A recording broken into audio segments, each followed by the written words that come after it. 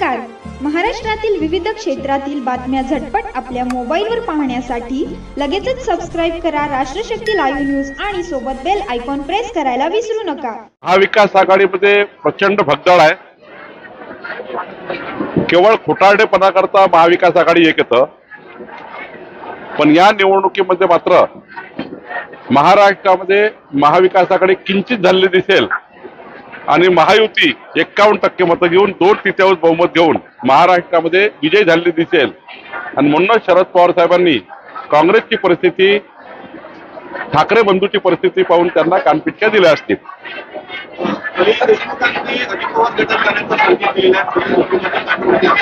मला हे माहिती नाही सलील देशमुख काय करणार आहे. शेवटी त्यांचा तो व्यक्तिगत निर्णय आहे आणि अजित पवार साहेबांनी त्यांना घ्यायचं की नाही हा त्यांचा निर्णय आहे.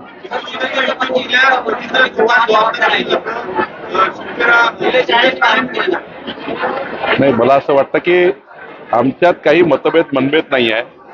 महायुतीमध्ये मतभेद मनभेद होणार नाही याची काळजी भारतीय जनता पार्टी आणि महायुतीच्या सर्वच उमेदवारांनी घेतली आहे. काही ठिकाणी थोडं कमी जास्त झालं असेल ते आता महायुतीतून आम्ही सांभाळून घेऊ. आमच्या महायुतीमध्ये आमचा समन्वय आहे.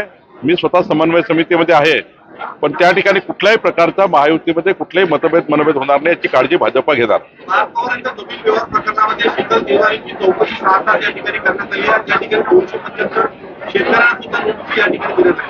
मी तेच सांगतोय की आमची विकास खारगे समिती हे अंतिम रिपोर्ट तयार करणार आहे.